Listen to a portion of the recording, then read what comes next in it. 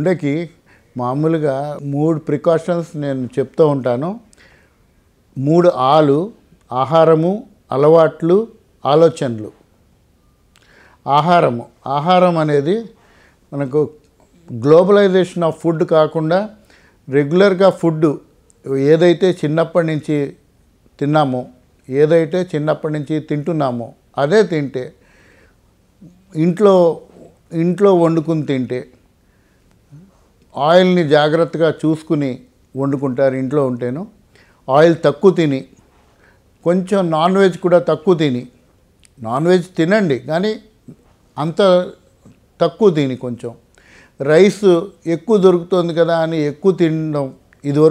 ఇదివరకు వంటకం కొంచెం కష్టంగా ఉండేది, అందుకని అందరూ రైస్ దంపుడు బియ్యం అవి ఉండేవి. ఇప్పుడు మిల్లు రైస్ ఉంటున్నాయి, పాలిష్డ్ రైస్ ఉంటున్నాయి.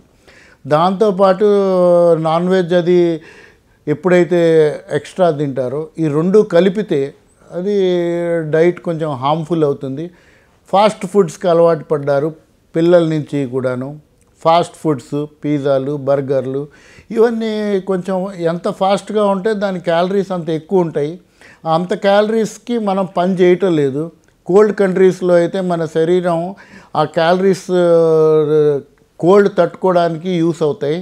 కానీ మన లాంటి కంట్రీలో కోల్డ్ లేదు కాబట్టి జనరల్గా ఈ క్యాలరీస్ పెరిగి అది కొవ్వులా తయారై రోగాలు రావడం మొదలెడతాయి.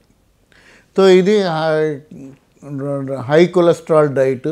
ఇవన్నీ ఆఫ్ చేసుకోవాలి. Naturally the other things also, అలవాట్లు ఆల్సో కొన్ని చేంజ్ చేసుకోవాలి. స్మోకింగు, ఆల్కహాల్ ఇవన్నీ తగ్గించుకోవాలి. దెన్ ఆలోచనలు ఆల్సో, వర్క్ రిలేటెడ్ స్ట్రెస్ ఈ మధ్యన ఎక్కువ అవుతోంది. దేనికైనా స్ట్రెస్, గోల్స్ ఉంటున్నాయి.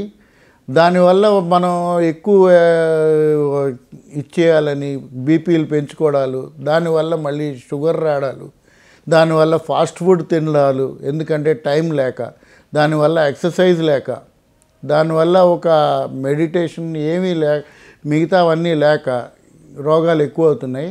ఇవన్నీ జాగ్రత్తగా చూసుకోవాలి.